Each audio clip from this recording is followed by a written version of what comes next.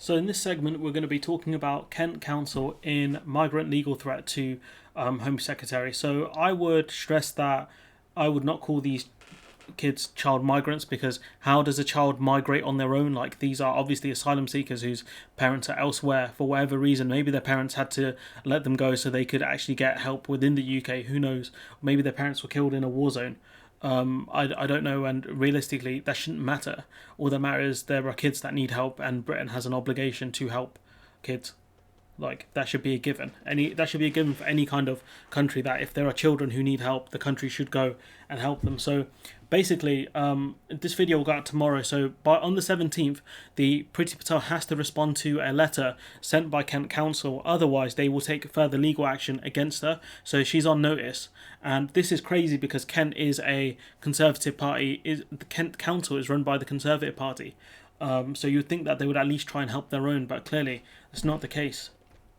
So, child asylum seekers, I want to correct the BBC here, arriving at Dover may be turned away by Kent Council within days as its services are overwhelmed. So, this article is from last week. I've got a few more recent ones, and basically, Kent Council are not taking any more child asylum seekers, unaccompanied child asylum seekers, because they're at capacity now. They are at over capacity, so they cannot look after these children safely. That, you know, their care has been endangered because of the massive amount of unaccompanied child asylum seekers coming to the UK. So KCC has taken its first steps in legal action against the Home Secretary Priti Patel and wants her to make other councils take their fair share, which is fair enough. This is a problem which has, plagued the EU as well, that other countries are not helping, the Mediterranean countries like Greece and Italy deal with the asylum seeker crisis / migrant crisis of people coming from Africa and the Middle East. That's a thing that's plagued multiple countries and continues to impact Britain as well, where you have asylum seekers and migrants coming here who need help. But because we don't have enough judges and enough facilities in place, that causes a problem and a massive bottleneck. We've already covered the home, Priti Patel acting unlawfully over Napier Barracks. And, here again, we have the Home Secretary failing to help, the most vulnerable of people, which is, child asylum seekers. So this comes days after Ms Patel lost a High Court legal fight over Napier Barracks Asylum Centre in Folkestone. The Home Secretary said it continued to encourage more areas to do their part. The thing is, right, they have to put into law that the Kent Council, can give child asylum seekers, unaccompanied child asylum seekers, to other councils in the country to help them, because this is unfair on Kent Council to deal with this on their own, and it's going to cause massive problems. And the most important thing is protecting these kids, which the government is failing to do, which is a shock to no one because this government are useless. Bridget Chapman of Kent Refugee Action Network said local authorities across the country will be willing to take children, asylum seekers, into care if the government provided greater funding. And this is the problem: the government won't put the money on the table. Once again, this is a key problem with the government. And you can argue that, why should we have to look after them? It's like, mate, stop getting involved in stupid wars and things like that. Maybe wouldn't have so many unaccompanied minors. Stop arming dictators. That's another way to stop this sort of stuff happening, or at least reduce it. Also, the fact that we do have an obligation to help people under the UN, and also morally that these people need help, and we are a developed country. We have resources to help people. And those people who are going to argue, we should use the money to help our own people first. The moment that any kind of person, like homeless person or whatever kind of person needs help, you're like, it's their own fault, they're homeless anyways. Like, these arguments are non sequitur, guys. Like, they're so stupid. If I see any of that in the comments, you're getting muted. So it says councils aren't going to accept responsibility without it being funded properly. So the government could actually help these councils deal with the crisis that's going on, but they're choosing not to. And once again, it's the fault of the Tory government. Shocker. These young people are incredible, she said. With the right foundations, they are going to contribute an enormous amount to our communities, which is true. That these children, if they're given the right help, can go on to contribute massive amounts to Britain. Let's not forget here, it was Turkish migrants who helped develop the Pfizer vaccine. I'm not saying all asylum seekers and migrants are going to achieve such heights, but these are the things that can happen if you give them the right foundations. Any child in this country can achieve a lot if they're given the right foundation in life. And the fact is, these kids need help. Maybe one day they'll return to whichever countries they're from willingly. Maybe they'll want to go back to their homelands. But for now, right now, they need help, and the country should help them. Conservative council leader Roger Gough Go said it was a repeat of the same crisis 9 months ago when services for unaccompanied asylum-seeking children reached breaking point. I don't remember reading about this, do you? With more young people arriving this year compared to last year, he said the pressures were severe. He told the BBC, "We are now in a situation which is unsustainable, and we do not wish to suspend our legal duties," which they have done, but that is very close to where we are, he added. And this is the problem here, that most of the kids are going to Kent, because obviously where Kent is geographically. And that's a problem because the Kent Council are struggling to deal with this. So far this year, 242 lone child asylum seekers have arrived on Kent shores and been passed to children's services, but only 52 had been moved to other local authorities. So that's a minor amount, really. It's not even a quarter or anything like that, is it? And that's the thing, that other councils have to take their fair share, but the government has to fund it. The government has to fund it, that's the problem. And the government are refusing to do it, and now they're blaming other councils, saying, "Oh, councils need to take their fair share." It's like, help them then. Give them the funding they need to do it, because right now councils are already cash-strapped. It said the authority is now caring for 403 unaccompanied minors, nearly double the number the government said was safe to have. And this is why Kent's struggling here, because they're already probably in breach of the law, because they cannot legally and safely look after these kids. And so I don't blame Kent Council for this. I mean, I blame Kent for the people they have voted for and their voting habits, but I don't blame them for this situation here. This situation is on Priti Patel. Mr. Gough wants the existing voluntary transfer scheme to be compulsory, which it should be so long as the funding is there. Because these others who do not participate, frankly, put a lot of pressure on those who do. Maybe teamwork and cooperation does work. Maybe Kent can learn from that, considering they voted for Brexit and they've got, a nice big lorry park there as well. But I don't want to delve too far into the Brexit train in this video, because there are more important things here.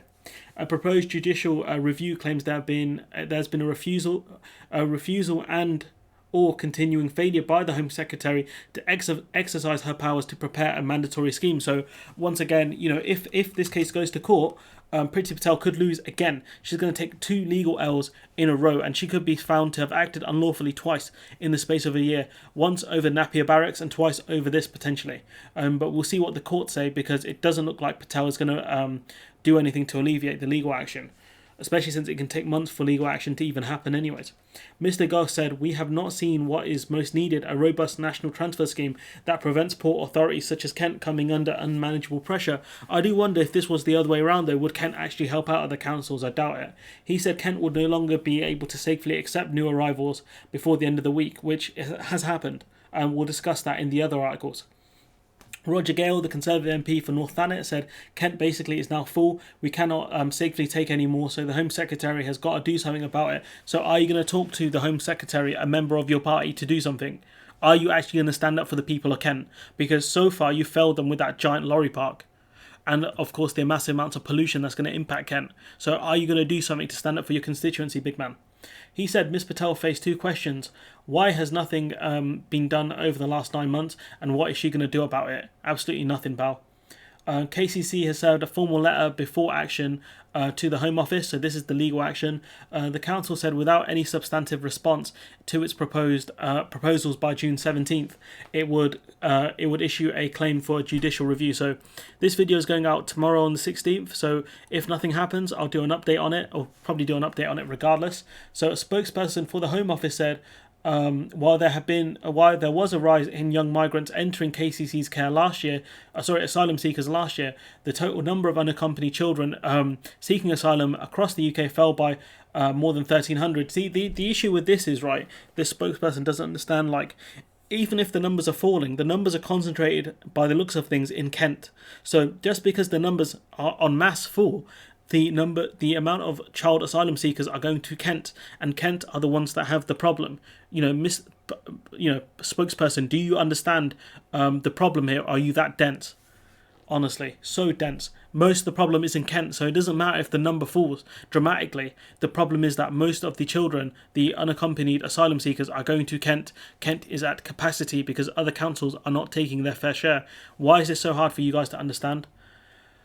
So, it talks about here the fall in asylum claims, but, the important thing in this story is that Kent is basically packed out, and they cannot, they have more kids than it is legally safe to do so, and that's a problem, and they are taking legal action over it. So, Kent to turn away lone child asylum seekers from Monday due to extreme pressure. So that would be the 14th that they started turning away children because they don't have the capacity anymore. Kent County Council said it would not be taking on any accompanied asylum seekers. So look, again, in your title you say migrants, and in the article you say asylum seekers. Like, make up your goddamn mind, BBC, because we know the answer is asylum seekers. Genuinely so stupid. This is what some of the stuff here really annoys me about the BBC, to be honest. Children from Monday, as it has reach the limit of safe capacity. So basically Kent are saying we're full, we can't take any more unaccompanied child asylum seekers, like they're turning them away. The council threatened legal action, as we've just mentioned. More than 400 such children in the care of the council. The government's recommended maximum number is 231, so they should have done this a while ago, but I'm not going to blame Kent Council for this one because it's not their fault. The Home Office on Thursday announced measures encouraging other local authorities to take on child asylum seekers, which isn't going to happen. I don't think these councils are willingly going to do it unless you offer, a decent amount of money. You have to put this into law that councils have to take on unaccompanied child asylum seekers, but you have to put the funding in place as well. That's the important thing, because these children need to be looked after. They are extremely vulnerable. Children arriving next week will be taken by Border Force to the Kent intake unit at Dover, but the thing is, where they're going to go from there. They would usually be passed on to KCC, but they will now remain the responsibility of the Home Office, who will have to find places for them with other local authorities. And the thing is, you've given these local authorities a lot of leverage to not take on these children or to ask for excessive amounts of funding, because they can just say no, because this scheme is voluntary. So Mark Easton has some analysis. For a Conservative council to threaten a Conservative Home Secretary, this is what we're talking about, blue on blue violence, with legal action is indicative of the frustration and anger felt in Kent at the unfolding crisis the country has faced for the second time in 9 months. So this was always going to happen, and she should have known this. She should have been prepared.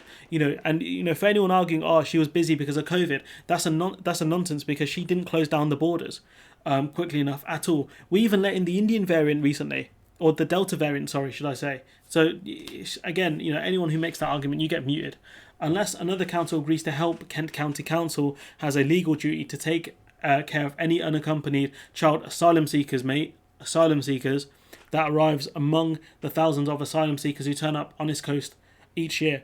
But Kent's leaders say the current voluntary transfer scheme is not good enough. It is inevitable that highly vulnerable children at the end of a long traumatic journey will be left psychologically damaged in a psychologically damaging limbo, and that makes the help that they need more expensive and more kind of time consuming, because these kids are already going through trauma. Then they have to take a life-threatening journey across the English Channel. Then they have to wait for help. Like, this is ridiculous. Like, the government can put the money on the table here, but they refuse to do so.